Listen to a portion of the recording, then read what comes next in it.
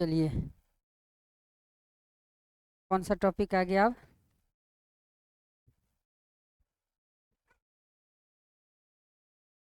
अध्याय 6, हास्यकरण से निपटना।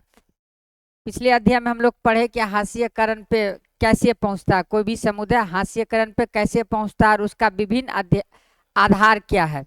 अब इसमें हम लोग ये पढ़ेंगे कि हास्यकरण से निपटा कैसे जाता है। जैसे कि कोई समस्या उत्पन्न होता है तो उसका समाधान भी ढूंढा जाता है ना, इसी प्रकार से जो हास्यकरण है उससे अब निपटा कैसे जाएगा, इस बात का हम क्या कर रहे हैं, अध्ययन करें। देखिए, पिछले अध्याय में हमने दो अलग अलग समूह और असमानता व भेदभाव के उनके अनुभवों के बारे में पढ़ा था। दो समूह किसके किसके बारे में, कौन कौन था? एक आदिवासी और दूसरा मुसलमान के बारे में पढ़ा था।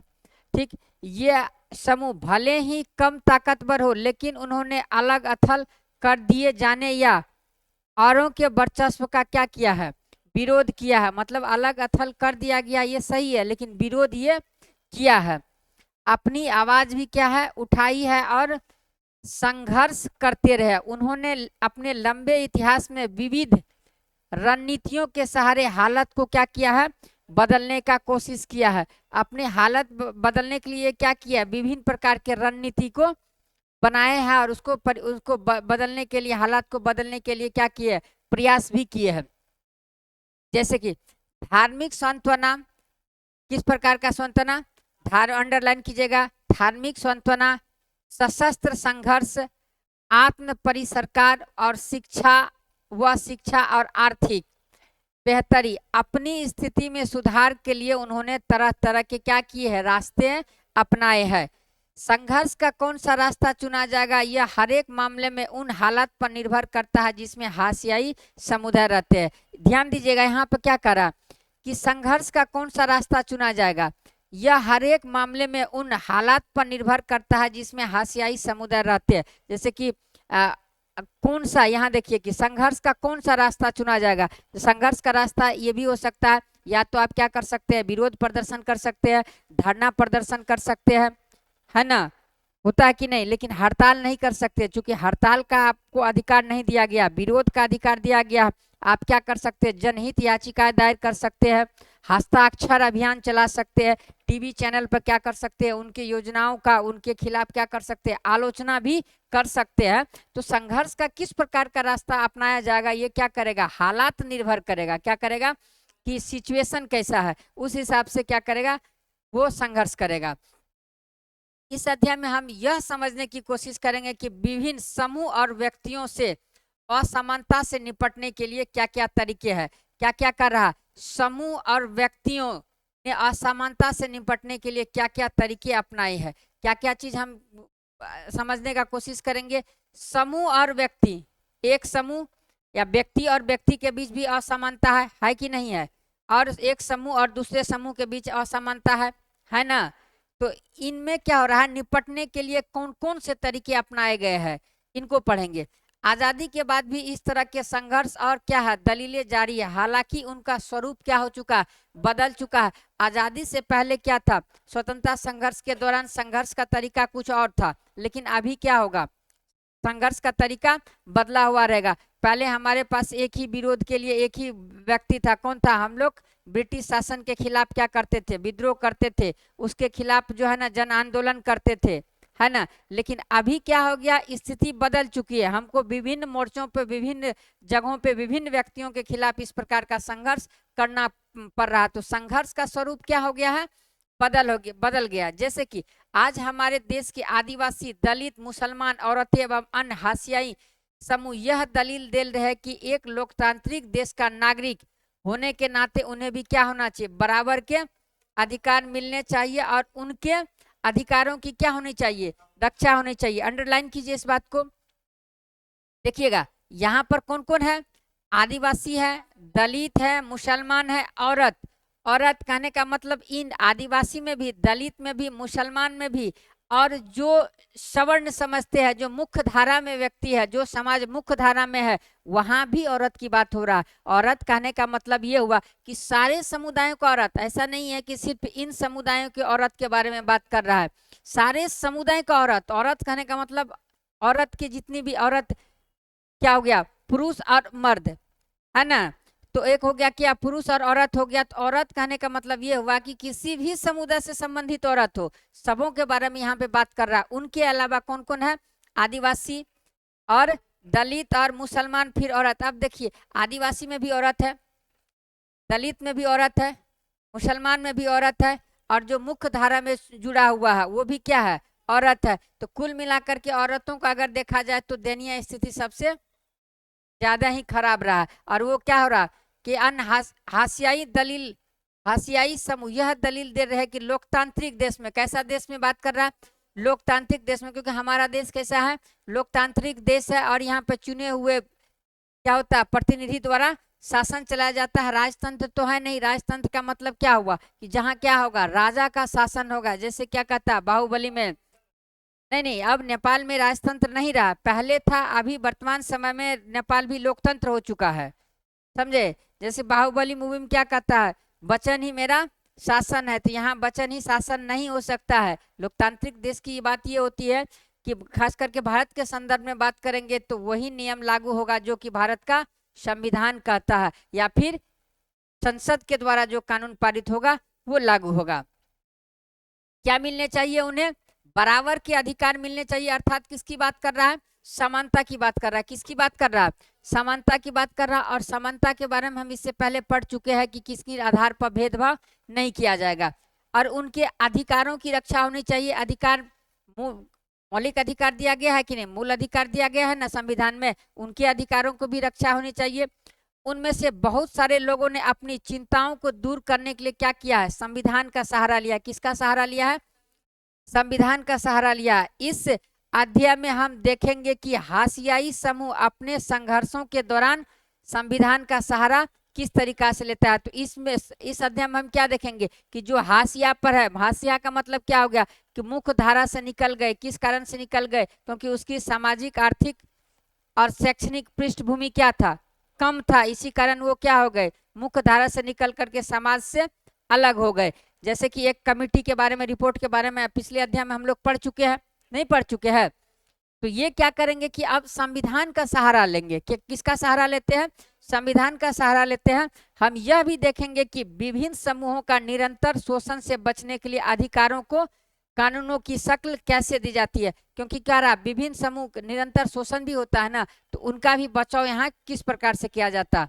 यहाँ इस बात पर भी विचार करेंगे कि इन समूहों को विकास का लाभ प्रदान करने के लिए सरकार की ओर से किस तरह क्या किया गया है, नीतिगत प्रयास किया गया। अर्थात नीति बना करके क्या किया जा रहा है उनका, यहाँ इसको अंडरलाइन कीजिएगा।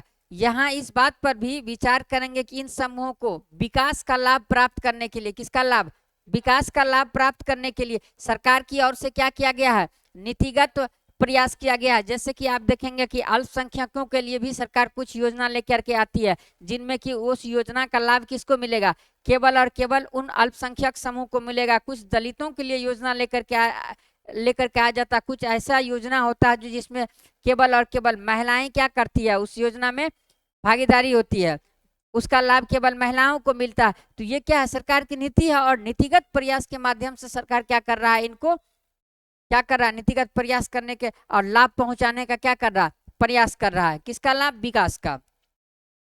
देखिए, मौलिक अधिकारों का उपयोग बहुत ही अच्छा टॉपिक है, आप लोग ध्यान से समझेंगे। क्या कर रहा, मौलिक अधिकारों का उपयोग। ये मौलिक अधिकार आपको कहाँ दिया गया है, संविधान के भाग 3 में। कहाँ दिया गया है, 4 कौन बोले, भाग 3 में कहाँ दिया गया है, संविधान के भाग 3 में। और अनुच्छेद 12 से, हाँ गुड, ठीक ना। चलिए, इतना तो कम से कम आपको बेसिक पता होना ही चाहिए।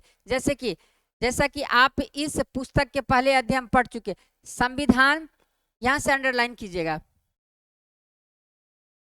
कि संविधान में ऐसे कई सिद्धांत सूत्रबद्ध किए गए हैं जो हमारे समाज और राज्य व्यवस्था को लोकतांत्रिक बनाते हैं। क्या बनाते हैं, लोकतांत्रिक बनाते हैं। क्या किए गए हैं, सिद्धांत को सूत्रबद्ध किया गया, मतलब लिखा गया है, जो कि हमारे समाज और राज्य व्यवस्था को क्या बनाएगा, लोकतांत्रिक बनाएगा। लोकतांत्रिक का मतलब जनता का चुना हुआ क्या होना चाहिए, सरकार होना चाहिए। इन सिद्धांतों को इन सिद्धांतों को मौलिक अधिकार के जरिए क्या किया जाता है, परिभाषित किया गया है। यह हमारे संविधान का एक क्या है, महत्वपूर्ण हिस्सा है। ये अधिकार सभी भारतीयों को समान रूप से उपलब्ध होते हैं। ये अधिकार किसको उपलब्ध है, भारतीयों को समान रूप से उपलब्ध है। और जब आप क्या पढ़ेंगे, मौलिक अधिकार वाला चैप्टर पढ़ेंगे तो वहाँ आपको मैं ये भी बताऊंगा कि कौन से अधिकार भारतीयों को प्राप्त है मौलिक अधिकार, और कौन से मौलिक अधिकार विदेशी को भी प्राप्त है ना। उसके बाद देखिए, जहां तक हाशियाई तबकों की बात है, उन्होंने इन अधिकारों को दो तरह से इस्तेमाल किया है। कितने तरीके से इस्तेमाल किया है, दो तरीके से इस्तेमाल किया है। आइए देखते हैं पहला इनका क्या तरीका है। इनका पहला तरीका कहता है, क्लास था, एक मिनट रुक जाइए।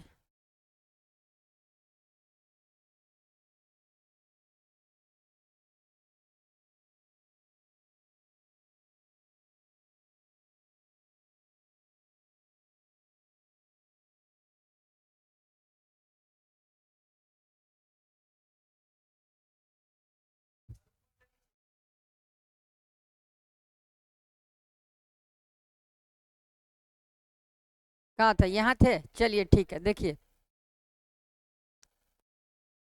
क्या करा, कहाँ थे हम लोग, उन्होंने हाँ दो तरीके से इस्तेमाल किया। पहला क्या कहता है,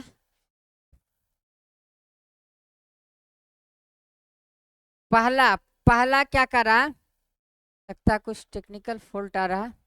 देखिए, पहला अपने मौलिक अधिकारों पर जोर देकर उन्हें सरकार को अपने साथ हुए अन्याय पर क्या किया है, ध्यान देने के लिए मजबूर किया। पहला क्या करा, अपने मौलिक अधिकारों पर, किस अधिकार पर बात किया है, मौलिक अधिकार, अर्थात ये जो अपना विरोध प्रदर्शित किया है वो किस आधार पर किया है, संविधान में दिए गए अधिकार के आधार पर किया है। और संविधान में इसको कौन सा अधिकार दिया गया है, मौलिक अधिकार पर जोर दिया गया है। दूसरा कहता है, उन्होंने इस बात के लिए दबाव डाला है कि सरकार इन कानूनों को क्या करे, लागू करे। अर्थात संविधान में जो इनके लिए प्रावधान किया गया उनको क्या करना चाहिए, सख्ती से लागू करना चाहिए। कई बार हाशियाई तबकों के संघर्ष की वजह से ही सरकार को मौलिक अधिकारों के क्या होते हैं, भावना के अनुरूप नए क्या होते हैं, कानून बनाने पड़ते हैं। जैसे कि हम बार बार आपको बताते आ रहे हैं, यहाँ पर दिया हुआ संविधान के अनुच्छेद 17, किसके बारे में बात किया जा रहा है, संविधान के अनुच्छेद 17 के अनुसार अस्पृश्यता या छुआछूत का उन्मूलन किया जा चुका है। इसका मतलब क्या है, इसका मतलब समझिए, इसका मतलब कर रहा है कि अब कोई भी व्यक्ति दलित को पढ़ने से, मंदिर में जाने से और सार्वजनिक सुविधाओं से इस्तेमाल करने से नहीं रोकेगा। क्यों नहीं रोकेगा, क्योंकि संविधान के अनुच्छेद 17 कहता है, क्या कहता है, अस्पृश्यता या छुआछूत का क्या किया जा चुका है, उन्मूलन किया जा चुका, अर्थात खत्म किया जा सका। इसका मतलब यह भी है कि छुआछूत क्या है, गलत है, और लोकतांत्रिक सरकार इस तरह के आचरण को क्या करेगी, बर्दाश्त नहीं करेगी। लिहाजा अब अस्पृश्यता क्या है, एक दंडनीय अपराध है। अब देखिए, अस्पृश्यता क्या है, अब एक दंडनीय अपराध है। देखिए, इसके लिए आपके संविधान में आर्टिकल 17 में तो ये व्यवस्था कर दिया गया है, क्या किया गया है कि अस्पृश्यता या छुआछूत का क्या होगा, उन्मूलन होगा। अस्पृश्यता या छुआछूत का क्या होगा, उन्मूलन होगा। लेकिन संविधान के बाद जो है ना, ये संविधान में बस इतना ही चीज लिखा गया है कि अस्पृश्यता का उन्मूलन, बाकी बात का व्याख्या संविधान नहीं करती है कि किस प्रकार से संविधान को अस्पृश्यता का उन्मूलन किया जाएगा। इस प्रकार का व्यवस्था संविधान में नहीं दिया गया। जब नहीं दिया गया तो सरकार क्या की है, इसके लिए अस्पृश्यता से निवारण के लिए, इनसे उन्मूलन के लिए जो कानून बनाया गया है वो किसके द्वारा बनाया गया है, सरकार के द्वारा बनाया गया। किसके द्वारा कानून बनाया गया, सरकार के द्वारा बनाया गया। जब आपको हम बाद में पढ़ाएंगे ना कि संविधान और राज्य व्यवस्था में जब अंतर बताएंगे और वहां पर संबंध स्थापित करेंगे, फिर इस पे हम क्या करेंगे, डिटेल्स चर्चा करेंगे। इतना समझ गए ना। आगे करा कि संविधान में ऐसे दूसरे भी अनुच्छेद है जो अस्पृश्यता के खिलाफ है। किसके खिलाफ है? अस्पृश्यता के खिलाफ है। जैसे कौन सा अनुच्छेद के बारे में बात कहा गया? अनुच्छेद 15। अनुच्छेद 15 में क्या कहा गया है? किसी भी नागरिक के साथ किसके आधार पर? धर्म, नस्ल, जाति, लिंग या जन्म स्थान के आधार पर क्या होगा? भेदभाव नहीं किया जाएगा। कौन सा हो गया? इसका आधार क्या क्या है? भेदभाव न करने का आधार क्या है? धर्म है, फिर क्या है? नस्ल है और जाति, फिर क्या है? लिंग और क्या है? जन्म स्थान। अर्थात देखिए, आप अगर किसी विशेष धर्म के हैं, आप अगर जैसे मान के चलिए आप क्या बोलते हैं, हिंदू धर्म के हैं या फिर ईसाई धर्म के हैं, सिख धर्म के हैं, बौद्ध धर्म के हैं, तो इनके आधार पर आपके साथ किसी भी प्रकार का क्या करेगा? भेदभाव नहीं किया जा सकता। कोई भी व्यक्ति आपके साथ इस आधार पर कि हाँ आप किसी धार्मिक समुदाय से संबंधित है, आप उसके आधार पर राज्य आपके साथ क्या करेगी? खास करके भेदभाव नहीं करेगी। उसके बाद क्या कहा जा रहा? नस्ल। क्या कहा जा रहा? नस्ल। कि हम क्या होता है? फलने वंश से आते हैं, है ना, तो इसके आधार पर भी आपके साथ भेदभाव नहीं किया जाएगा। उसके बाद आता है जाति। आप कहिएगा कि हम फलाने जाति से, हमारा जाति का इतिहास ये रहा है और हमारे जाति का ये इतिहास रहा, और कोई एक व्यक्ति है जो कि सदैव जंगल में ही रहा है, तो आप और वो क्या हो गए? इस आधार पर दोनों क्या है? समान है। अर्थात जाति के आधार पर भी आपको भेदभाव करने का अधिकार नहीं देता। उसके बाद लिंग, अर्थात आप स्त्री और पुरुष होने के आधार पर भी आपको क्या होगा? भेदभाव नहीं किया जा सकता। उसके बाद होता क्या है? जन्म स्थान। चाहे आप क्या बोलते हैं, गांव में पैदा ले या फिर शहर में पैदा ले, कोई फर्क नहीं पड़ता। हाँ, लेकिन आगे हम जब आपको आर्टिकल 15 पढ़ाएंगे ना पॉलिटी वाले बैच में, फिर वहां आपको बताएंगे कि भेदभाव किया जा सकता है, इसका भी आधार अलग है, उसको हम बताएंगे। जैसे कि हाँ, इनके अलावा जैसे कि आप कहिएगा कि कहीं जा रहे हैं, अब इनके अलावा आपको आर्थिक आधार पर भेदभाव किया जा सकता है, और भी कई आधार है। अब जैसे बता रहे कि अब जैसे कि सिपाही भर्ती आ गया, सिपाही भर्ती परीक्षा हो गया, उसमें आपको कद के आधार पर भेदभाव किया जा सकता है कि नहीं? नहीं किया जा सकता है। नहीं तो हमारे भी देखिए एक क्या हाइट नहीं है और हम भी सिपाही बनने चले जाएंगे तो ऐसा होगा? नहीं होगा। तो कद के आधार पर भेदभाव किया जा सकता है। इनका और भी आधार है जिसके आधार पर भेदभाव किया जा सकता है। देखिए, भेदभाव नहीं किया जाएगा, इसके बारे में आप पढ़ ही चुके हैं। देखिए क्या लिखा है? समानता के अधिकार का हनन होने पर दलित इस प्रावधान का क्या करते हैं? सहारा लेते हैं। किस अनुच्छेद का सहारा लेते हैं? अनुच्छेद 15 का सहारा लेते हैं। क्यों लेते हैं? क्योंकि अनुच्छेद 15 में इन सब चीजों के बारे में बात किया गया, और अक्सर क्या होता, दलितों के साथ जो असमानता का होता है, भेदभाव होता है उनके साथ, वो किस आधार पर होता है? जाति के आधार पर। किस आधार पर होता है? जाति के आधार पर होता है। लिंग के आधार पर कम हो, लेकिन उसका जो है ना मेन सबसे पहला बात हो गया जाति। जाति के अंतर्गत स्त्रीलिंग पुल्लिंग दोनों आता है। जो मुख्य रूप से उसका जो है ना उसके साथ भेदभाव किया जाता है वो किसके आधार पर? जाति के आधार पर। धर्म तो ऑलमोस्ट सबका जो है ना एक ही रहता, धर्म के आधार पर भी होता है, ऐसा नहीं है कि नहीं होता। तो इनका सहारा लेते हुए दलित इस प्रावधान का सहारा लेते हुए वो बतलाते हैं कि नहीं, देखिए इस प्रावधान के अंतर्गत, इस अनुच्छेद के अंतर्गत ये कहा गया, इसलिए हमें भी क्या मिलना चाहिए? समानता का अधिकार मिलना चाहिए। इस तरह यदि दलितों को लगता है कि कोई व्यक्ति या समुदाय, सरकार उसके साथ सही वर्ताव नहीं कर रही है, तो ये मौलिक अधिकारों का क्या कर सकते हैं? सहारा ले सकते हैं। उन्हें बार बार भारत सरकार का ध्यान संविधान की ओर आकर्षित कराया भी है, और इस बात पर जोर दिया है कि सरकार संविधान का पालन करे और उन्हें क्या करे? न्याय प्रदान करे। इसी तरह मुसलमानों तथा अन्य अल्पसंख्यक समुदाय ने भी संविधान में दिए गए मौलिक अधिकारों का क्या किया है? सहारा लिया है। उन्होंने धर्म और सांस्कृतिक व शैक्षणिक अधिकारों की स्वतंत्रता के अधिकार पर क्या दिया है? इसको जो है अंडरलाइन कीजिए। उन्होंने धर्म और सांस्कृतिक व शैक्षणिक अधिकारों की स्वतंत्रता के अधिकार पर जोर दिया है। देखिए, जहां तक सांस्कृतिक और शैक्षणिक अधिकारों का प्रश्न है, मुसलमान और पारसी आदि सांस्कृतिक धार्मिक समूहों को अपनी संस्कृति की सुरक्षा का क्या मिला हुआ? अधिकार मिला हुआ है। इस तरह विभिन्न प्रकार के सांस्कृतिक अधिकारों की व्यवस्था करके संविधान ने ऐसे समूह को क्या किया है, सांस्कृतिक न्याय देने का, कौन सा न्याय देने का प्रयास किया है, सांस्कृतिक न्याय देने का प्रयास किया है। इसका उद्देश्य क्या है, तो इसका उद्देश्य यह है कि समूहों की संस्कृति पर न तो हाँ बहुसंख्यक समुदाय की संस्कृति का क्या हो, वर्चस्व हो, और ना ही वो क्या हो, नष्ट हो। जैसे कि आप बताते हैं पारसी का अपना कोई एक संस्कृति है, पारसी का कोई एक संस्कृति है, तो पारसी मुसलमानों से भी क्या है, कम संख्या में है, भारत में है ना, पारसी मुसलमानों से भी कम संख्या में है। जब कम संख्या में है और उसका जो है ना उससे ज्यादा वर्चस्वशाली जो लोग रहेंगे वो क्या करेंगे, धीरे धीरे ऐसा भी हो सकता है कि उनके रीति रिवाज संस्कृति को खत्म करना चाहेंगे और क्या करेंगे, अपना वर्चस्व स्थापित करना चाहेंगे। इसीलिए इनका अस्तित्व खत्म न हो, इसकी संस्कृति क्या रहे, बरकरार रहे, इसीलिए संविधान ने क्या किया, इसके संस्कृति को सुरक्षा प्रदान किया है। समझ गए।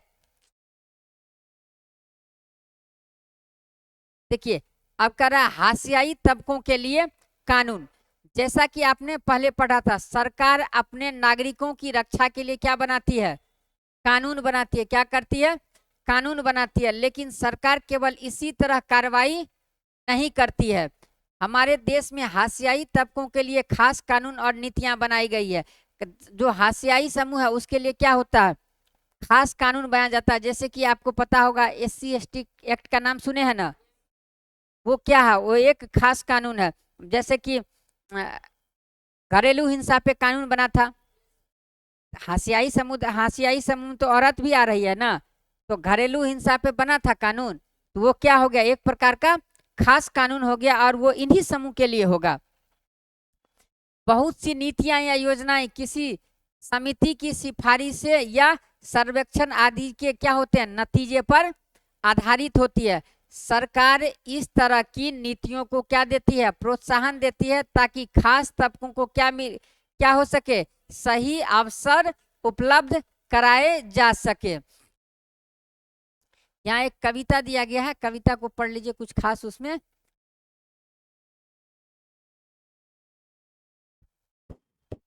क्या क्या देखिए, सामाजिक न्याय को प्रोत्साहन, संविधान को लागू करने के लिए राज्य और केंद्र सरकार जनजातीय आबादी वाले या भारी दलित आबादी वाले इलाकों में विशेष प्रकार की क्या करती है, योजनाएं लागू करती है। क्या करती है, विशेष प्रकार की योजनाएं लागू करती है। अंडरलाइन कीजिएगा, संविधान को लागू करने के लिए राज्य और केंद्र सरकारें जनजातीय आबादी वाले या भारी दलित आबादी वाले इलाकों में क्या करती है, विशेष प्रकार की योजनाएं लागू करती है। जैसे कई स्थलों पर दलितों और आदिवासियों की सरकार की ओर से क्या दिया जाता है, मुफ्त या रियायती दरों पर छात्रावास की सुविधा उपलब्ध करवाई जाती है।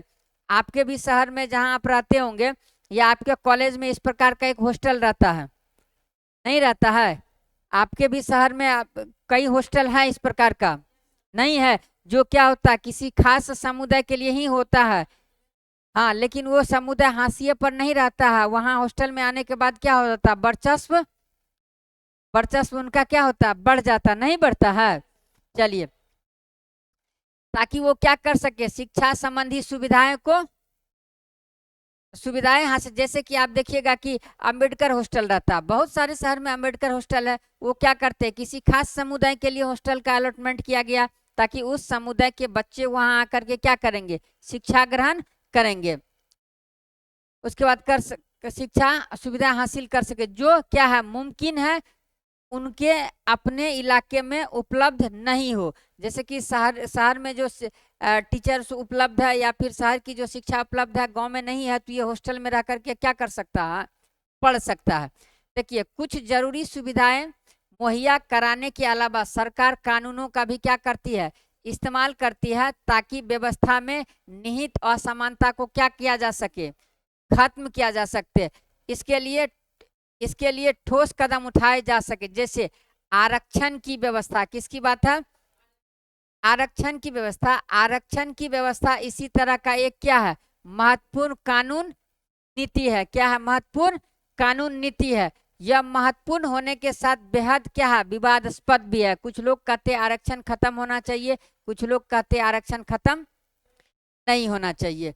देखिए, शिक्षा संस्थानों और सरकारी नौकरियों में दलितों व आदिवासियों के लिए सीटों का क्या है, आरक्षण का कानून एक क्या है, महत्वपूर्ण तर्क पर आधारित है। जैसे कि पीछे इसके पीछे समझ यह है कि हमारे जैसे समाज में जहाँ कुछ तबकों को क्या हो रहा है, सदियों से पढ़ने लिखने का और नई निपुणता हासिल करने के क्या हो गया, अवसर से क्या रखा गया है, वंचित रखा गया, वहां लोकतांत्रिक सरकार इन तबकों की सहायता के लिए क्या किया गया, ठोस कदम उठाया गया। जैसे कि आपको हम बताते हैं, इससे पहले भी एक एग्जांपल दिए कि ये एक क्या है, ग्राउंड है, और जैसे कि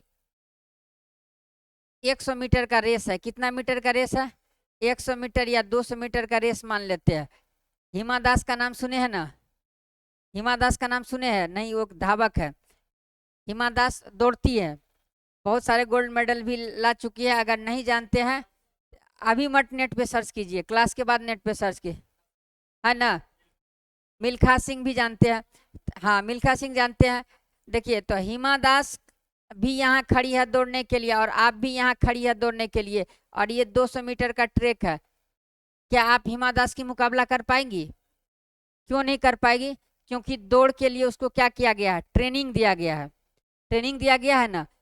तो अब आप दोनों की क्षमता को बराबर करने के लिए क्या किया जाएगा, आपको यहाँ पर 100 मीटर पे ले आ जा करके क्या किया जाएगा, खड़ा कर दिया जाएगा। अब क्या हो गया, इनका क्षमता उतना ही है और आपका भी क्षमता अब क्या हो गया, उतना ही हो गया। तो अब जब अब इस ट्रैक पे पहुंचेंगे तो दोनों क्या होगा, बराबर हो गया। तो आरक्षण का भी व्यवस्था इसी तरीका से समझ लिए, क्योंकि जो मुख्य धारा से कटे हुए थे, बहुत दिनों से वो दबे कुचले थे, उनको जो है ना अवसर नहीं मिल पा रहा था। तो अब उसको हम क्या किए, थोड़ा सा समानता लाने के लिए ही आरक्षण का व्यवस्था किया गया है। इसलिए आरक्षण को हम गलत, आपका सवाल हर रोज बहुत तीखा रहता है, समझे। अब फिर आपको हम यही बताएंगे, कितना अच्छा आप हमसे ऑफिस में डिबेट कर लेते हैं, कर लिया कीजिए, अच्छा लगता है हमें भी। क्या रहा, वहां लोकतांत्रिक सरकार इन तबकों को क्या कर रही है, ठोस कदम उठाने चाहिए। देखिए, आरक्षण की नीति किस तरह काम करती है, देश भर की सभी राज्य सरकारों के पास क्या है, अनुसूचित जातियों या दलितों, अनुसूचित जनजातियों और पिछड़ी व अति पिछड़ी जातियों की क्या होती है, अपनी अपनी सूची होती है। अंडरलाइन कीजिएगा इसको, किसके पास होती है, ये कहाँ होती है, सभी राज्य सरकारों के पास होती है। इस तरह की एक सूची केंद्र सरकार के पास भी होती है, राज्य सरकार के पास भी होती है और केंद्र सरकार के पास भी होती है। जो विद्यार्थी शैक्षणिक संस्थान में दाखिल के लिए या जो उम्मीदवार सरकारी नौकरियों के लिए आवेदन देते हैं, उन्हें जाति और जातिगत प्रमाण पत्र के रूप में अपनी जाति या जनजाति होने का क्या करना पड़ता है, सबूत देना पड़ता है। आप लोग भी अपना कैटेगरी से भरते हैं तो क्या बनाना पड़ता है, जाति प्रमाण पत्र बनाना पड़ता है ना, कि हाँ आप किस जाति से है, जाति का कॉलम भी आता है। तो ये क्या दे रहा है आपको, आरक्षण दे रहा है। अगर कोई खास दलित जाति या जनजाति सरकारी सूची में है तो उस जाति या जनजाति का उम्मीदवार क्या कर सकता है, आरक्षण का लाभ उठा सकता है। कॉलेज, खास तौर से मेडिकल कॉलेज जैसे पेशेवर संस्थानों में दाखिलों के लिए सरकार ने कट ऑफ या न्यूनतम अंक क्या की हुई, सीमा तय की हुई। इसका मतलब है कि इन संस्थानों में सभी दलितों और आदिवासी उम्मीदवार दाखिल नहीं पा सकते हैं। सभी उम्मीदवार जो है ना दाखिल, आरक्षण का मतलब ये नहीं है कि जो है ना जो फॉर्म भर दिया वो दाखिला ले लेगा, नहीं, जो फॉर्म भरा, एग्जाम दिया और सरकार उसके लिए एक न्यूनतम क्या करेगी, कट ऑफ उसका जारी होगा, और कट ऑफ से ऊपर जो आएगा उसका क्या होगा, एडमिशन होगा, और नहीं होगा तो नहीं है कट ऑफ के ऊपर तो उसका एडमिशन नहीं होगा। इनमें उन्हीं दलित और आदिवासियों विद्यार्थियों को दाखिला मिल सकता है जिन्होंने प्रतियोगिता में क्या किया हो, अच्छा प्रदर्शन किया हो और न्यूनतम अंक से ज्यादा अंक प्राप्त किया। मतलब न्यूनतम अंक जो निर्धारित है उससे क्या होगा, ज्यादा अंक प्राप्त किया है। सरकार इन विद्यार्थियों को क्या देती है, विशेष छात्रवृत्ति भी देती है। 9वीं कक्षा की राजनीतिक विज्ञान की पुस्तक में आप पिछड़े वर्गों के लिए आरक्षण की व्यवस्था के बारे में क्या करेंगे, विस्तार से जानेंगे। आप लोगों को कभी छात्रवृत्ति मिला है? अच्छा, आपको मिला है, आपको भी मिला है, मतलब बाकी हम ही रह गए।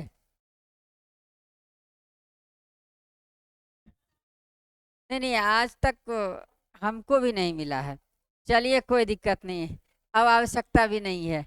देखिए, दलितों और आदिवासियों के अधिकारों की रक्षा, किसके बारे में बात कर रहे हैं हम? दलितों और आदिवासियों के अधिकार की रक्षा के बारे में हम बात करें। क्या करा, हाशियाई समुदाय को भेदभाव और शोषण से बचाने के लिए नीतियों के अलावा सरकार की जो नीति है उनके अलावा हमारे देश में क्या हो गए हैं, कई कानून भी बनाए गए हैं। क्या चीज, नीति तो सरकार बनाई है और नीति को लागू करने के लिए क्या किया गया, कानून भी बनाया गया है।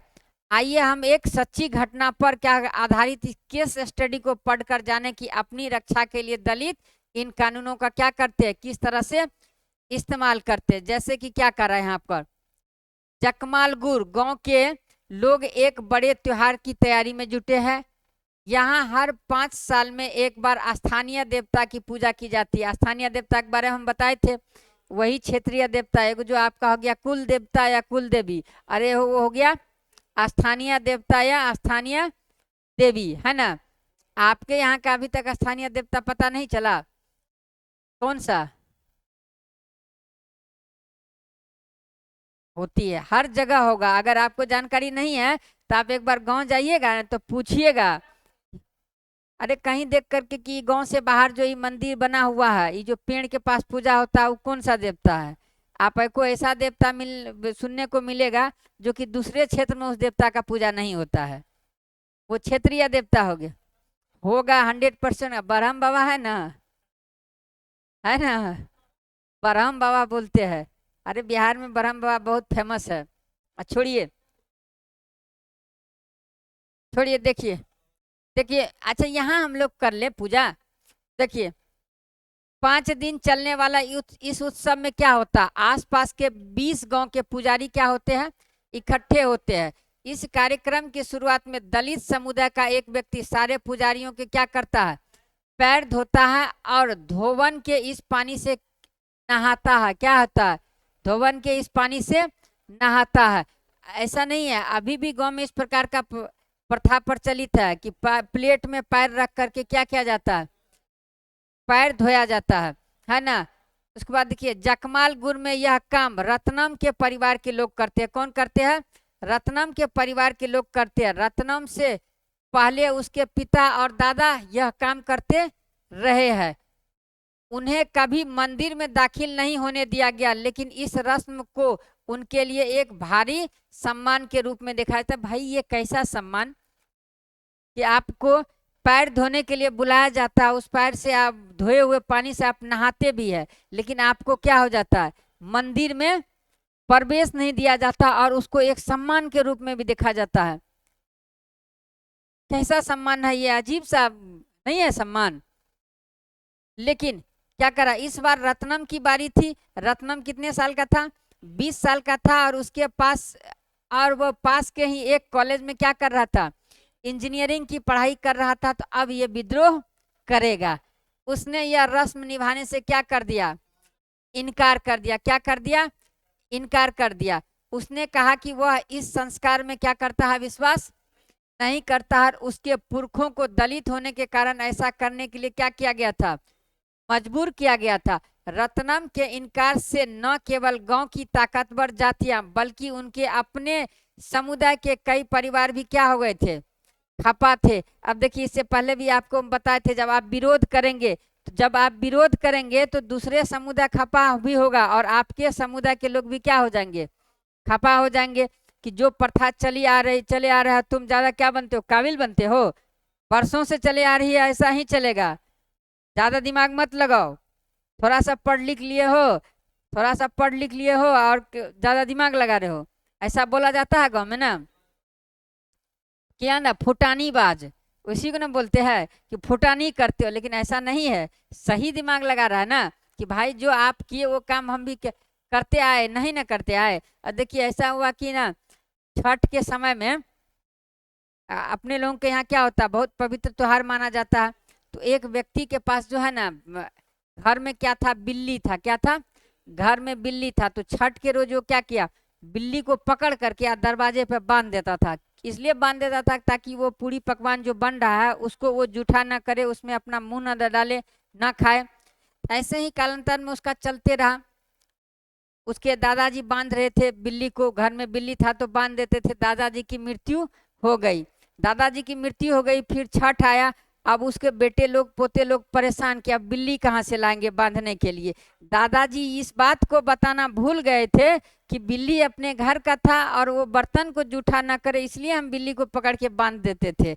अब वो लड़का परेशान कि बिल्ली लाए कहाँ से। अब ढूंढ करके वो क्या कर रहा है, छठ के रोज बिल्ली को ला रहा है और उसके अपने दरवाजे पर बांध रहा है। तब क्या हो गया, वो एक प्रथा बन गया कि इस रोज बिल्ली को क्या करना है, बांधना है। लेकिन उसके जो ओरिजिनल बात था, जो मूल उद्देश्य जो बात था बिल्ली को बांधने का, वो पता नहीं चला।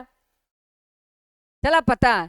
तो कुछ ऐसे बहुत सारे जो है ना रीति रिवाज है जिसको कि हम बिना कारण ही ढोए जा रहे हैं। अब बिल्ली वाला सटीक उदाहरण है कि घर में बिल्ली था तो बांध दिया, अब लाओ बिल्ली तुम बांधो या तो फिर बिल्ली पालो। देखिए क्या कर रहा, खपा था।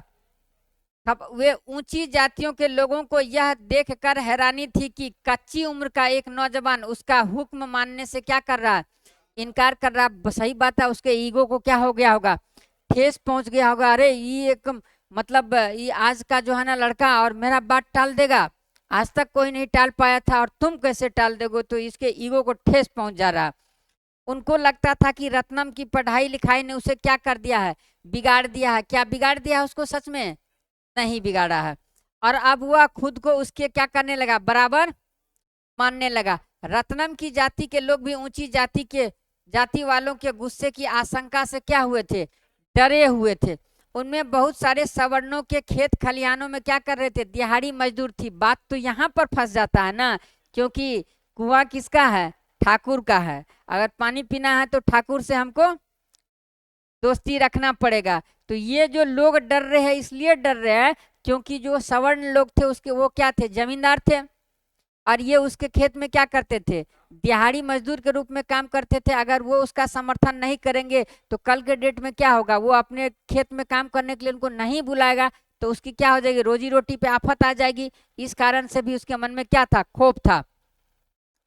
अगर प्रभुत्वशाली जातियां उन्हें काम देना बंद कर दे तो वो क्या खाएंगे, जिंदगी कैसे चलेगी। ऊंची जातियों ने यह भी ऐलान कर दिया था कि अगर दलित नहीं झुके तो उन्हें स्थानीय देवता का क्या लगेगा, अभिशाप लगेगा। सबसे बढ़िया जो है ना धमकी देने का ये तरीका हो गया। अरे भाई ठीक है, अब भगवान नाराज होंगे तो स्वयं आकर के वो बोलेंगे कि हाँ मेरा अपमान हुआ, उसका भी कुछ रीति रिवाज हो रहा है। आप घोषणा कर रहे हैं कि अगर आप ऐसा नहीं करेंगे तो क्या होगा। अगर ठीक है, अब देवता क्या होला, देवता का श्राप लगेगा। देवता का श्राप लगेगा तो वो देवता के जाके चरण धोए ना, देवता का चरण नहीं धोएगा तब ना उसको श्राप लगेगा। ये तो आपकी चरण की बात हो रही है। हाँ, रत्नम की दलील यह थी कि चूंकि आज तक एक भी दलित मंदिर के भीतर नहीं गया, और सबसे बेहतरीन पॉइंट को ये क्या कर चुका है, पकड़ लिया गया है कि हम आपका चरण धो रहे हैं लेकिन हम आज तक क्या पहुंचे हैं, मंदिर नहीं पहुंचे। ये कौन कर रहा है, रत्नम कर रहा है। इसलिए देवता के उन पर गुस्सा होने का सवाल ही नहीं उठता है।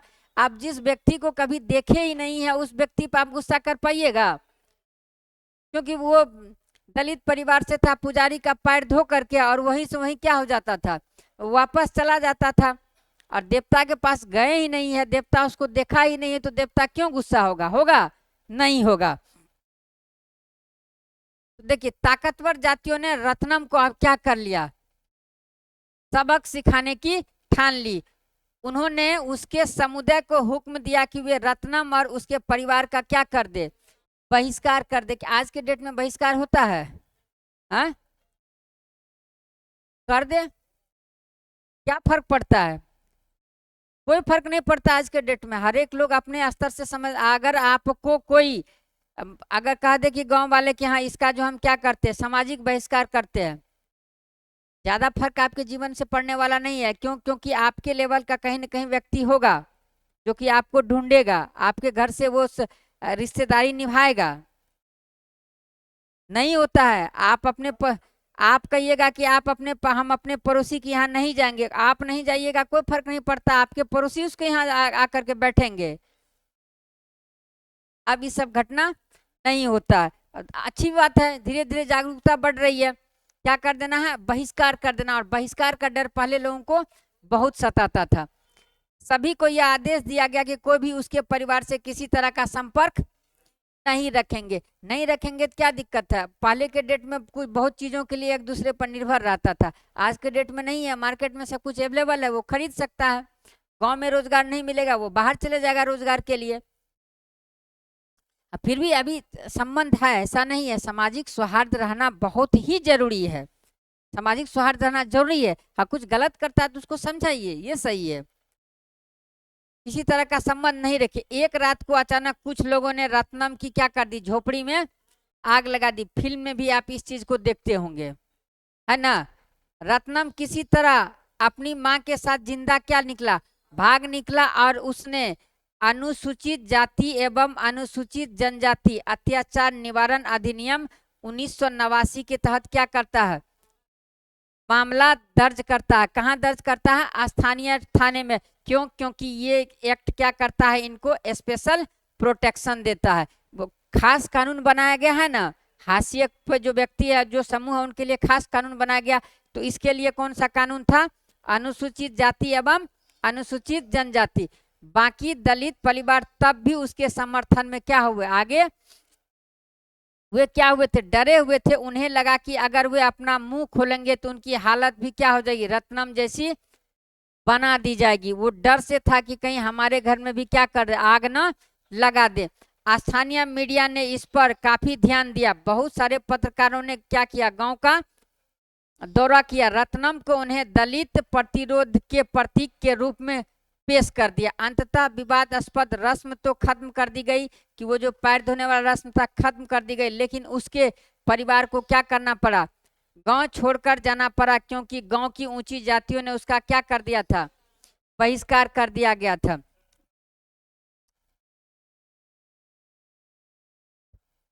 क्या करा? भाषा की अपनी पुस्तक में आपने कबीर के दोहे पढ़े होंगे। कबीर 15वीं सदी के क्या थे? कवि थे। पेशे से क्या थे? बुनकर। कबीर भक्ति परंपरा से जुड़े थे। कबीर की कविता परम सत्ता के प्रति उनके प्रेम पर क्या था? केंद्रित था। उनका यह प्रेम रस्मों और पंडे पुजारियों के चंगुल से क्या था? आजाद था। वो स्वतंत्र रूप से प्रेम करता था, चिंतन करते थे वो। लेकिन ये इनसे स्वतंत्र था। किससे? पंडे पुजारियों के चंगुल से क्या थे? स्वतंत्र थे। जैसे कि एक कबीर का दोहा ना कि पाथर पूजे हरि मिले तो मैं पूजू पहाड़। अगर पत्थर को पूजने से भगवान मिलता है तो मैं पहाड़ को क्यों ना पूजू? इसलिए उनका जो है ना भक्ति प्रेम पर आधारित था। उनकी कविताओं में क्या है? ताकतवर लोगों की तीखी आलोचना दिखाई देती है। कबीर ने ऐसे लोगों पर क्या किया? बार बार प्रहार किया है जो अपनी धार्मिक और जातीय पहचानों के लिए क्या करते? लोगों को सांचे में कैद कर देते हैं। उनकी राय में हर व्यक्ति के पास आध्यात्मिक मुक्ति प्राप्त करने की क्या होती है? क्षमता होती है। और वे अपने अनुभवों के जरिए भीतर के गहरे ज्ञान को क्या कर सकते हैं? हासिल कर सकते हैं। उनके पद सभी मनुष्यों की समता और श्रम की महत्ता के शक्तिशाली विचारों को क्या करते हैं? सामने लाते हैं। वे एक साधारण कुम्हार, बुनकर और घड़े में क्या होता है? पानी लाती औरत सबके श्रम का सम्मान करते हैं। उनके पदों में श्रम ही क्या है? समूचे ब्रह्मांड को समझने का आधार है। उनकी प्रत्यक्ष साहस भरी चुनौती आज भी लोगों को क्या करती है? प्रेरित करती है। उत्तर प्रदेश, राजस्थान, पंजाब, मध्य प्रदेश, बंगाल, बिहार और गुजरात में दलित, हाशियाई समूह और सामाजिक ऊंच नीच से घृणा करने वाले लोग आज भी कबीर के पदों को क्या करते हैं? गाते हैं। कहाँ आएगा? अनुसूचित जाति एवं अनुसूचित जनजाति किसके बारे में बोल रहे हैं? अनुसूचित जाति एवं अनुसूचित जनजाति अत्याचार निवारण अधिनियम कब है? 1900, अंडरलाइन करते रहिएगा इसको। क्या करा? रत्नम अपने गांव में ऊंची जातियों द्वारा किए गए भेदभाव का, हिंसा का विरोध करने के लिए किसका प्रयोग किया था? अनुसूचित जाति एवं अनुसूचित जनजाति अत्याचार निवारण के अधीन क्या कर लिया? शिकायत दर्ज कराई और कानून का सहारा लिया। अब यहां से अंडरलाइन कीजिएगा, यह कानून 1989 में दलितों तथा अन्य समुदायों की मांग के जवाब में क्या किया गया था? बनाया गया था। उस समय सरकार पर इस बात के लिए क्या कर रहा था? भारी दबाव पड़ रहा था कि वह दलितों और आदिवासियों के साथ क्या करे? रोजमर्रा में होने वाले दुर्व्यवहार और अपमान पर क्या करे? रोक लगाने के लिए ठोस कार्रवाई करे। जैसे कि अगर सरकार बोल दिए कि अस्पृश्यता का क्या होगा? उन्मूलन होगा, संविधान में बोला गया अस्पृश्यता का उन्मूलन होगा, लेकिन इसके लिए किस प्रकार से उन्मूलन होगा उसके बारे में बताया गया है, कोई कानून बनाया गया है, तो उसके संविधान में तो लिख दिया गया था सैद्धांतिक रूप से कि अस्पृश्यता का उन्मूलन होगा, लेकिन व्यवहार में इसका प्रयोग नहीं हो रहा था। जब व्यवहार में प्रयोग नहीं हो रहा था तो सरकार इसके लिए क्या करते हैं? एक कानून बनाते हैं। कौन सा कानून बनाया है? अनुसूचित जाति एवं अनुसूचित जनजाति अत्याचार निवारण अधिनियम। कब? 1989। आगे करा क्योंकि इन समुदायों के साथ क्या हो रहा है? डेली बेसिस पर, मतलब रोजमर्रा के जीवन में भी क्या किया जा रहा था? अत्याचार किया जा रहा था। देखिए, या तो इस तरह का व्यवहार लंबे समय से चला रहा था, लेकिन यूं तो इस तरह का व्यवहार लंबे समय से चला रहा था, लेकिन 70 के दशक के आखिरी और 80 के दशक में यह समस्या क्या होने लगी थी? हिंसक रूप लेने लगी थी। इस दौरान क्या होता है कि दक्षिण भारत के कई हिस्सों में अपने हकों का दावा करने वाले बहुत सारे, इसको अंडरलाइन कीजिएगा कि इस दौरान दक्षिण भारत के कई हिस्सों में अपने हकों का दावा करने वाले बहुत सारे आग्रही दलित संगठन क्या हुए? सामने आए और उन्होंने अपने हक के लिए क्या किया? पुरजोर आवाज उठाई। वे तथाकथित जातीय दायित्वों का निर्वहन करने के लिए क्या थे? तैयार नहीं थे और समानता का अधिकार चाहते थे। अर्थात जो दलित लोग पहले से उनके पूर्वज काम को करते हुए आ रहे थे, अब वो इस काम को करना नहीं चाहते थे। ये चाहते थे कि हमें भी क्या मिले? समाज में एक प्रकार का समानता मिले, कि समान, जैसे जो व्यक्ति, क्या सारे व्यक्ति समाज में क्या समान है, तो हम भी क्या रहेंगे? समान रहेंगे। इसके लिए क्या करते हैं ये लोग? आवाज उठाते हैं। और इस प्रकार का आवाज कहाँ से उठ रहा है? दक्षिण भारत से। कहाँ से उठ रहा है? रत्नम की तरह उन्होंने भी दलितों के अपमान और शोषण करने वाली परंपरा को क्या कर दिया? मानने से इनकार कर दिया। और इसकी वजह से उसके साथ क्या होता? ऊंची जातियों के लोग ने उसके साथ क्या कर दिया? हिंसा पर उतारू हो गया। क्योंकि इस प्रकार का व्यवहार अक्सर अगर होगा तो किसके साथ होगा? टकराव की स्थिति बनेगी। इस स्थिति में तो सामने एक वर्ग होगा, ऊंची जात और नीची जात, है ना। सरकार को इस बात का एहसास कराने के लिए दलित संगठनों ने क्या किया? व्यापक अभियान चलाए कि छुआछूत अभी भी क्या है? जारी है। उन्होंने इस बात के लिए दबाव बनाया कि नए कानून में दलितों के साथ होने वाली विभिन्न प्रकार की हिंसा की क्या की गई है? सूची बनाई जाए और इस तरह के अपराध करने वालों के लिए क्या की जाए? सख्त सजा का प्रावधान किया जाए। इसी प्रकार 1970 और 1980 के दशक में आदिवासियों ने भी क्या कर लिया? खुद को बड़े पैमाने पर क्या किया है? संगठित किया है। कौन किया है? आदिवासी किया है। खुद को बड़े पैमाने पर संगठित किया। उन्होंने न केवल बराबरी के लिए आवाज उठाए, बल्कि अपनी जमीन, किसके लिए? अपनी जमीन व संसाधनों को हासिल करने के लिए भी क्या चलाया है? आंदोलन चलाया है। इन आदिवासियों को भी ताकतवर सामाजिक गुटों का क्या करना पड़ गया? गुस्सा झेलना पड़ा और उनके साथ भी क्या हुई? जमकर हिंसा हुई। यही वजह है कि इस कानून में अपराध की एक बहुत लंबी सूची दी गई है। अपराध की क्या होता है? एक बहुत बड़ी लंबी सूची दी गई है। इनमें से कई अपराध तो इतने भयानक है कि उनके बारे में आप सोच कर ही क्या हो जाता है? दिल दहल जाता है। इस कानून में न केवल भयानक अपराधों का उल्लेख किया गया है, बल्कि यह कानून इस बात की ओर भी इशारा करता है कि साधारण इंसान भी कितने जघन्य क्या कर सकता, कृत्य कर सकते हैं। इस प्रकार इस तरह के कानून हमारे सोचने और काम करने के तरीकों को क्या करते हैं, प्रभावित करते हैं, और दोषियों को क्या करते हैं, सजा भी देते हैं। इस कानून में कई स्तर के अपराधों के बीच क्या किया गया, फर्क किया गया। पहला फर्क इसमें क्या किया गया है, देखिए, जैसे अंडरलाइन कीजिएगा, इसमें शारीरिक रूप से खौफनाक और नैतिक रूप से निंदनीय अपमानों के स्वरूप की सूची दी गई है। क्या चीज, शारीरिक रूप से। इसका मकसद ऐसे लोगों को सजा दिलाना है जो क्या करता है, एक में अनुसूचित जाति या अनुसूचित जनजाति के किसी व्यक्ति के साथ कोई अखाद्य अथवा गंदा पदार्थ पीने या खाने के लिए क्या करते हैं, विवश करते हैं। बच्चे सोच के भी आपका जो है ना, आप खुद क्या करिएगा, आपका दिल दहल जाएगा कि भाई ऐसा कैसे होगा, जिस चीज को हम छूना नहीं पसंद करेंगे उसको हम खाने के लिए कैसे मजबूर कर सकते हैं, है ना। थोड़ा हृदय विदारक चीज है ये। क्या करा, उसके बाद क्या करा, अनुसूचित जाति अथवा अनुसूचित जनजाति के किसी व्यक्ति को क्या करते हैं, नंगा करते हैं या उसे नंगा घुमाते हैं या उसके चेहरे पर अथवा देह पर क्या करते हैं, रंग लगाते हैं या कोई और ऐसा कृत्य करते हैं जो मानवीय प्रतिष्ठा के क्या है, अनुरूप नहीं है। अब किसी व्यक्ति को गरिमा के साथ जीने का तो अधिकार है ना।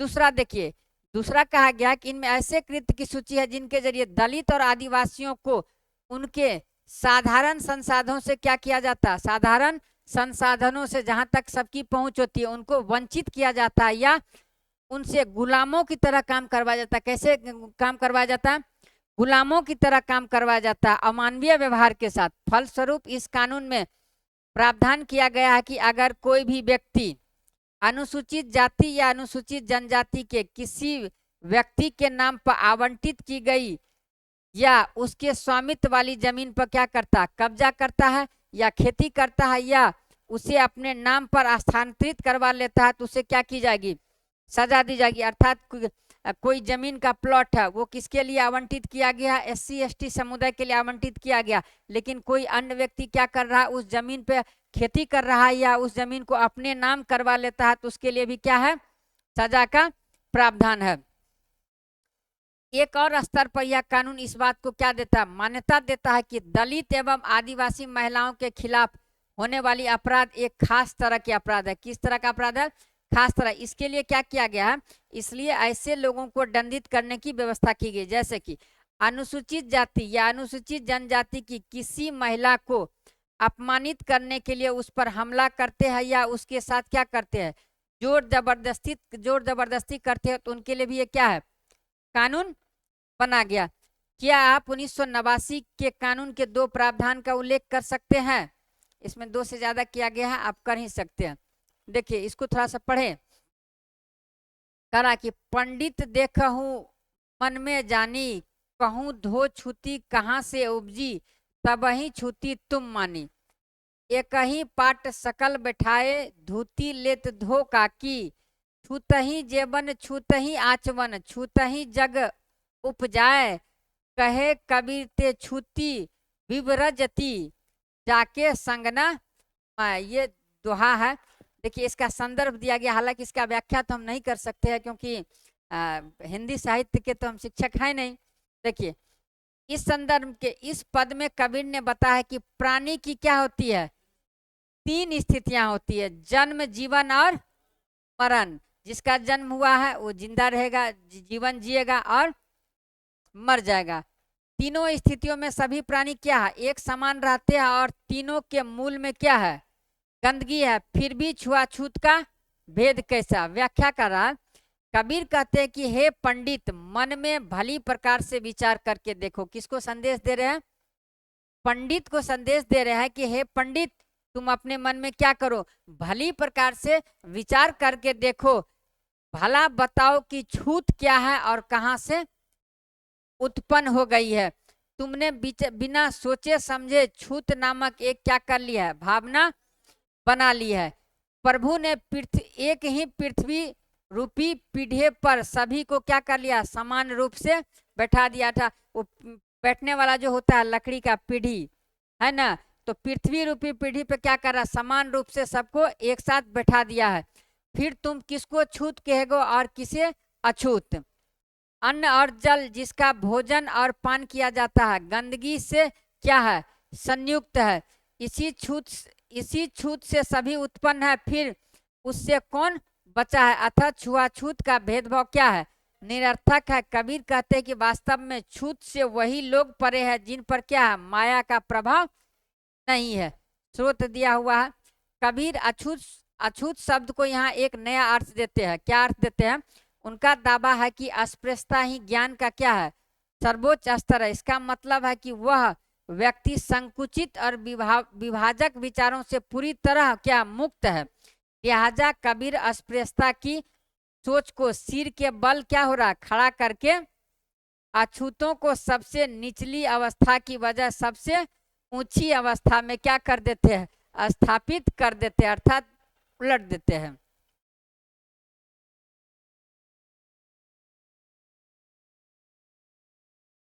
बस इतना ही बचा इसमें। देखिए ये जो है ना बहुत ही मतलब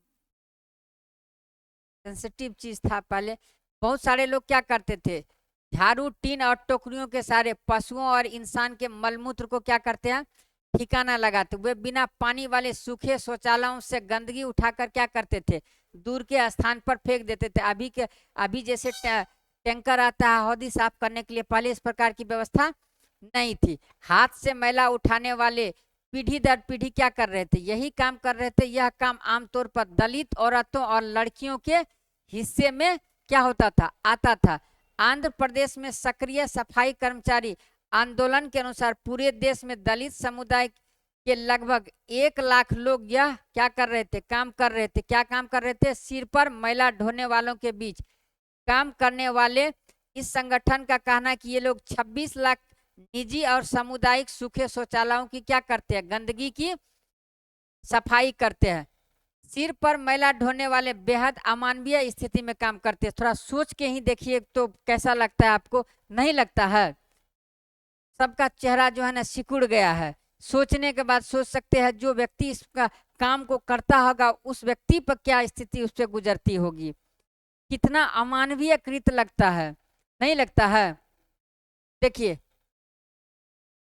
देखिए क्या कर रहा है, इस काम के कारण उनके स्वास्थ्य को क्या रहता था, गंभीर खतरा बना रहता था। वे लगातार ऐसे संक्रमण के खतरे में रहते थे जिनसे उनकी आंख, त्वचा, श्वसन तंत्र और पाचन तंत्र पर क्या पड़ता था, असर पड़ता था। और इस काम के लिए उन्हें बहुत मामूली वेतन मिलता था। जैसे नगर पालिका में काम करने वाले को रोजाना कितना मिलते थे, जबकि निजी घरों में काम करने वालों को भी क्या मिलता था, इससे कम पैसा मिलता था।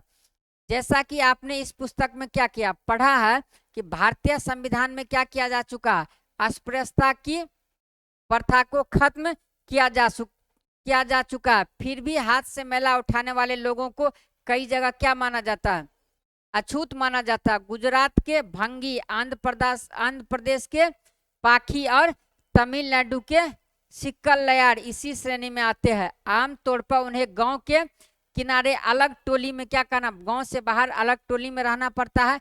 उन्हें मंदिर, सार्वजनिक स्थल, सुविधाओं आदि के पास भटकने नहीं दिया जा, भटकने लिखा हुआ है लेकिन भटकने नहीं दिया जाता है, ये होगा। तो क्या किया जाता है इसके लिए, 1993 में सरकार ने employment of manual excavators and construction of dry latrines act नामक 1993 क्या किया, पारित किया था। यह कानून सिर पर मैला उठाने वालों को काम पर रखने और सूखे शौचालयों के निर्माण पर क्या कर देता है, पाबंदी लगा देता है कि आप सूखे शौचालय का आप क्या कर सकते हैं, निर्माण नहीं कर सकते। 2003 में सफाई कर्मचारी आंदोलन तथा 13 अन्य संगठनों व व्यक्तियों जिनमें 7 मैला ढोने वाले थे ने सर्वोच्च न्यायालय में क्या करता है, एक जनहित याचिका दायर की थी। याचिका दायर करने वालों का कहना था कि सिर पर मैला ढोने की प्रथा न केवल आज भी चल रही है बल्कि रेलवे जैसे सरकारी उपकरणों में भी बड़े पैमाने पर क्या है, प्रचलित है। याचिकाकर्ताओं ने अपने मौलिक अधिकारों को लागू करवाने का क्या किया, आग्रह किया। इसके जवाब में न्यायालय ने निष्कर्ष दिया कि 1993 में पारित किए गए कानून के बाद देश भर में सिर पर मैला ढोने वालों की संख्या में इजाफा हुआ। न्यायालय ने केंद्र व राज्य सरकार के प्रत्येक विभाग मंत्रालय को क्या दिया, आदेश देता है कि वे 6 माह के भीतर इस बात की सच्चाई का क्या करें, पता लगाए। अगर सिर पर मैला ढोने की प्रथा अभी भी क्या है, प्रचलन में पाई जाती है, तो संबंधित सरकारी विभाग को ऐसे लोगों की मुक्ति और पुनर्वास के लिए क्या होना चाहिए, एक समयबद्ध कार्यक्रम तैयार करना चाहिए। हाथ से मैला उठाने वाले कर्मियों के नियोजन का प्रतिषेध और उसका पुनर्वास अधिनियम कब हुआ, 6 दिसंबर 2013 से क्या होता है, लागू होता है। अब देखिए आदिवासी की मांग और 1989 का अधिनियम। 1989 का अधिनियम एक और वजह से क्या हो जाता है, महत्वपूर्ण हो जाता है। किस वजह से हो जाता है महत्वपूर्ण, कि आदिवासी कार्यकर्ता क्या करते थे, अपनी परंपरागत जमीन पर कब्जे की बहाली के लिए क्या कर लेते थे, कानून का सहारा ले लेते थे। जैसा कि आप पिछले अध्याय में पढ़ चुके हैं, क्या पढ़ चुके हैं, अपनी जमीन को क्या करते, छोड़ने और जबरन विस्थापन करने के लिए आदिवासी को क्या होता था, भारी परेशानी होती थी। तो कार्यकर्ताओं का कहना है कि जिन लोगों ने आदिवासियों की जमीन पर क्या किया, जोर जबरदस्ती कब्जा कर लिया है, उन्हें इस तरह के कानून के तहत क्या देना चाहिए, सजा दी जानी चाहिए। उन्होंने कहा कि यह कानून भी जनजातीय समुदाय को केवल वही लाभ देता है जिसका संविधान में क्या दिया गया है, आश्वासन दिया गया है। उनका कहना है कि संवैधानिक रूप से आदिवासियों की जमीन को किसी गैर आदिवासी व्यक्ति को क्या किया जा सकता है, नहीं बेचा जा सकता। जबकि संवैधानिक रूप से आदिवासी के जमीन को किसी गैर आदिवासी को नहीं बेचा जा सकता है, तो जो बड़ा बड़ा कॉन्ट्रैक्ट कंपनी है, बड़ा बड़ा फर्म सब है जो कि इसमें माइनिंग का काम करता है, खाद्यान्न क्या बोलते हैं उससे, खनिज पदार्थ निकालता है खदान से, तो वो कौन थे, गैर आदिवासी ही तो थे। तो इस आधार पर उसके जमीन क्या, उसका जमीन उसको बेचा जाना चाहिए, नहीं जाना चाहिए। तो भी क्या करते, इस कानून का सहारा लेते हैं। जहां ऐसा हुआ वहां संविधान की गरिमा बनाए रखने के लिए उन्हें उसकी क्या करना चाहिए, जमीन वापस मिलना चाहिए। आदिवासी कार्यकर्ताओं सी के जानू का आरोप है कि आदिवासियों के संवैधानिक कानून का क्या हुआ, संवैधानिक कानून का उल्लंघन करने वाले में विभिन्न प्रदेशों की सरकारें भी क्या हुई, पीछे नहीं है। यही सरकारें हैं जो लकड़ी व्यापारी, पेपर मिल आदि के नाम पर गैर आदिवासी घुसपैठियों को जनजातीय जमीनों का क्या करवाते हैं, दोहन करने और आदिवासियों के उनके परंपरागत जंगलों को क्या कर लेते हैं, उजाड़ने की छूट देती है। चूंकि इस सब काम करने के लिए लाइसेंस कौन जारी करता है, सरकार ही ना जारी करती है। इनके अलावा जंगलों को आरक्षित या अभयारण्य घोषित करके भी लोगों को वहां से क्या किया जा रहा है, बेदखल किया जा रहा है। सुश्री जानू का यह भी कहना है कि जो आदिवासी पहले ही बेदखल हो चुके हैं और जो अब वापस नहीं लौट सकते, उन्हें भी क्या दिया जाना चाहिए, मुआवजा दिया जाना चाहिए। इसका मतलब यह है कि सरकार ऐसी योजनाएं बनाए जिनके सहारे वे नए स्थानों पर क्या कर सके, रह सके और काम कर सके। जब सरकार आदिवासी से छीनी गई जमीन पर औद्योगिक या अन्य परियोजनाओं के निर्माण के लिए बेहिसाब क्या कर सकते हैं, पैसा खर्च सकते हैं, तो इन विस्थापित को पुनर्वास देने के लिए मामूली सा खर्च करने में क्यों हिचकिचाती है।